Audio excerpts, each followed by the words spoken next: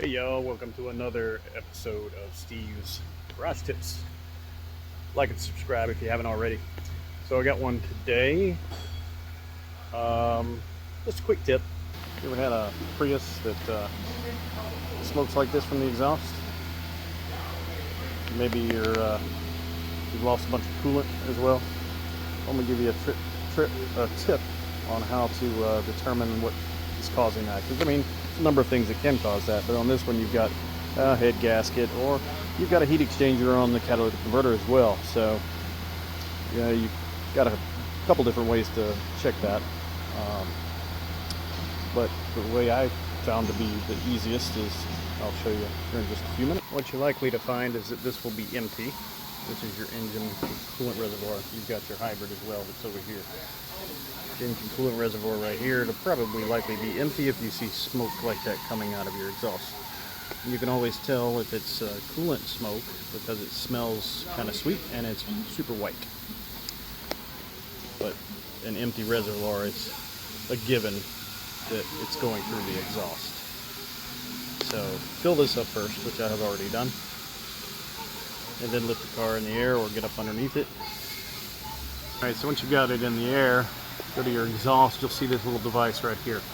So it goes all the way back to the back of the vehicle.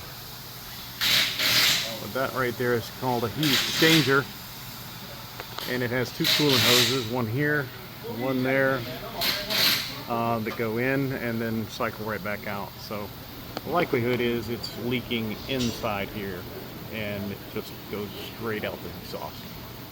So what I do is I'll clamp off both lines. I've got 3 clamps here just to be sure, but clamp off both lines nice and tight, and then we, with it refilled, we'll run it again and see if it partially clears up. But the main thing is to watch the level of the coolant as it's running.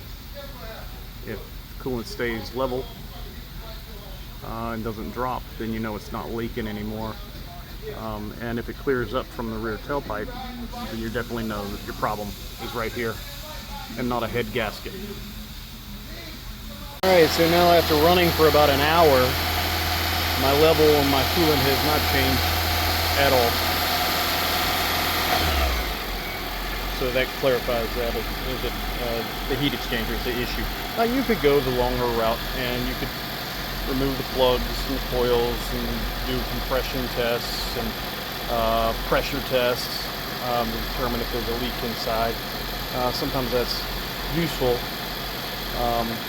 with certain things. This is just a quicker way, I believe, to check without doing a whole lot of work here.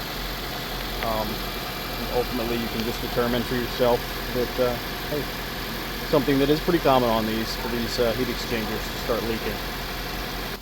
And literally there's very little coming out the tailpipe now, so that kind of clarifies it even more so.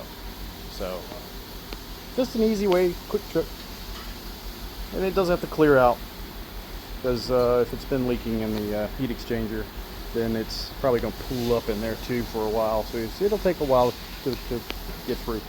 But you're going to be replacing that heat exchanger anyway, so there you go.